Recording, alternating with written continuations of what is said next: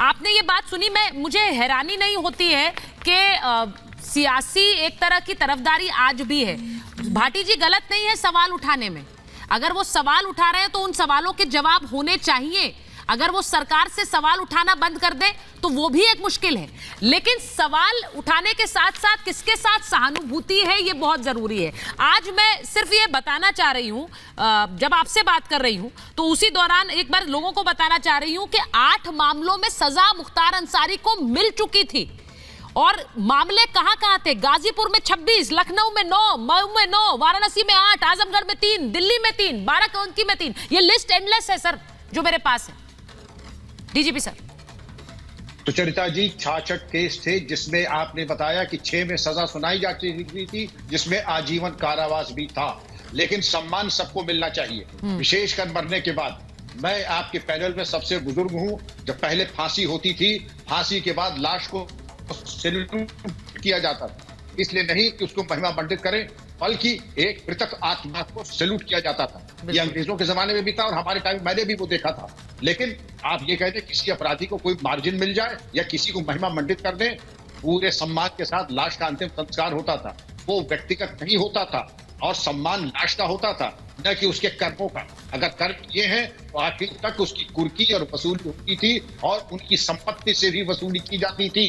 इसलिए आप फर्क करें तो किसका सम्मान होना है और किसके बारे में, जिसने और जिनको टूटा है, जो हथियार नाजायज हैं उनकी बरामदगी होती रहेगी कालांतर में। ये हमारा कानून है, ये हमसे ज्यादा लोग भाटी साहब जानते हैं, अवस्थी जी जानते हैं, पैनल है।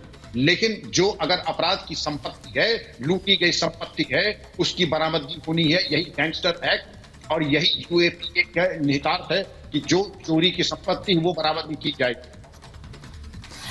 भाटी जी, मैं आपसे सिर्फ एक सवाल पूछूंगी। जिस वक्त मुख्तार अंसारी का ये दबदबा इतना था कि वो जेल में बैठकर मछली पाल रहा है, वहां से ट्रांसफर पोस्टिंग हो रही है, सरकारी अफसर जेल के अंदर जा रहे हैं, ये बाहुबली की तस्वीर नहीं है क्या सर?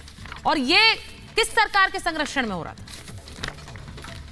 देखिए, इस तरह का कोई माफिया पैदा होना, इस तरह का अपराधी पैदा होना, इस तरह का बाहुबली पैदा होना पूरे समाज के लिए, कानून व्यवस्था, न्याय प्रणाली के लिए चिंता की बात है। इसमें सबको चिंता होनी चाहिए। सरकार किसकी थी? अपराधी सरकार, एक ही सरकार में ये पनपा क्या? मतलब आप ये सिद्ध करना चाहते हैं कि इसमें हमारी पार्टी से तो वो विधायक बना नहीं था, वो तो या तो निर्दलीय बना था, दूसरी पार्टी से विधायक बना था। लेकिन क्योंकि हम अब मुख्य मुकाबले में भारतीय जनता पार्टी के हम हैं उत्तर प्रदेश में, तो कटघरे में हमें खड़ा किया जाएगा। और ये एक अकेला अपराधी है उत्तर प्रदेश में, उसके लिए हम खुद सब जिम्मेदार हैं। सभी पार्टियां, पूरी न्याय व्यवस्था, पूरी कानून व्यवस्था, पुलिस, सब मिलकर जिम्मेदार हैं।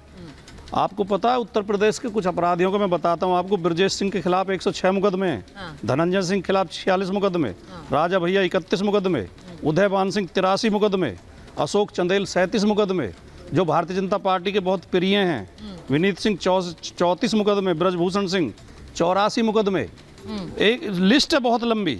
बादशाह सिंह 88 मुकदमे, जो बीजेपी के प्रिय हैं, हीरो हैं इनके।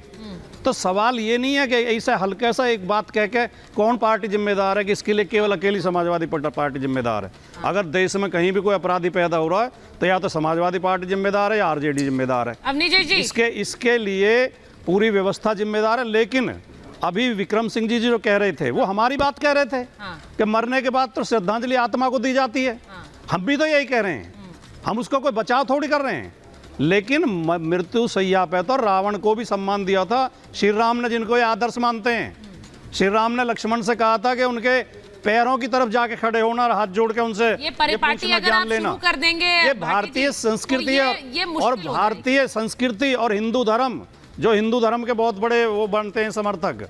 हिंदू धर्म ये मानता है कि अपराध या क्राइम जो पाप करता है शरीर करता है, आत्मा नहीं करती। तो आत्मा सबकी पवित्र होती है। आपके लॉजिक के हिसाब से तो मैं आतंकियों को भी श्रद्धांजलि देने लग जाऊं। आपके लॉजिक के हिसाब से तो आतंकियों को भी श्रद्धांजलि दी जानी चाहिए क्योंकि वो चल बसे हैं। नहीं सर, मैं यही कह रही हूँ, ये फर्क करना तो जरूरी होगा सर। ये इससे साथ मैं सहमत नहीं हो सकती हूँ। अगर आतंकी का भी महिमा मंडन करने लग जाए और कहने लगे कि भाई वो चला गया, आतंकियों को वो तो चला टिकट गया देकर तो लोकसभा में भेज रहे अब हैं। उसके बारे में कुछ गलत नहीं कह सकते, श्रद्धांजलि देने शुरू कर दे, ये बहुत मुश्किल हो जाएगी। मुझे सिर्फ यही कहना है, इसीलिए फर्क जरूरी है, एक नायक और एक खलनायक का फर्क जरूरी है और रहेगा हमेशा, उसको आप पाट नहीं सकते। मेरे पास समय इतना ही था महाभारत। बहुत बहुत धन्यवाद।